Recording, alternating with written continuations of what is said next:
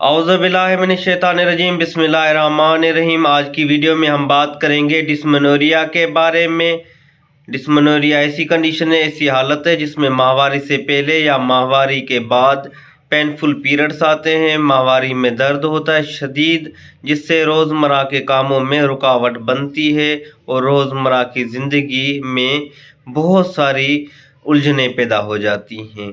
इसकी मैं आपको अलामात भी बताऊंगा, वजूहात भी बताऊंगा और इसी वीडियो में मैं आपको बचाव भी बताऊंगा। इसकी दो टाइप्स होती हैं, सेकेंडरी और प्राइमरी। प्राइमरी ऐसी है कंडीशन है जिसमें कोई भी डिजीज़ ना हो आपको, और सेकेंडरी में आपको कोई भी डिजीज़ हो सकती है, कोई भी बीमारी हो सकती है। अब इसके अलामात के बारे में बात करते हैं। शदीद दर्द होना पेल्विक एरिया में, कमर दर्द होना, थकावट महसूस होना, उसके अलावा नींद का पूरा ना होना, उसके अलावा हेयर फॉल होना, और भी बहुत सारी वजूहात हैं, अलामात हैं।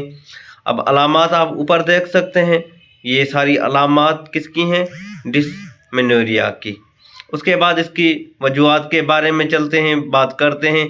वजूहात में PID, PCOS, फाइब्रॉइड्स, बच्चेदानी में चर्बी, इन्फेक्शन, और भी बहुत सारी वजूहात शामिल हैं। हार्मोनल चेंजेस भी इसमें शामिल हैं, और बाकी जो चीज़ें आप ऊपर देख सकते हैं।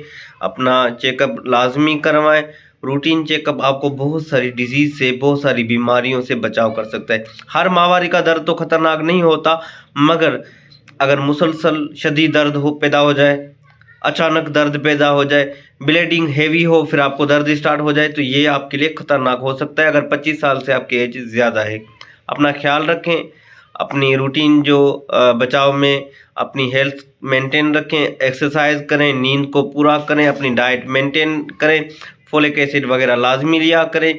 बाकी जो मेडिकेशन वगैरह है वो हिस्ट्री के अकॉर्डिंग दी जाती है, पेशेंट से हिस्ट्री ली जाती है, उसके बाद वो मेडिकेशन वगैरह दी जाती है। अपना ख्याल रखें, मुस्कुराते रहें। अल्लाह पाक आपको खुश रखे, आबाद रखे।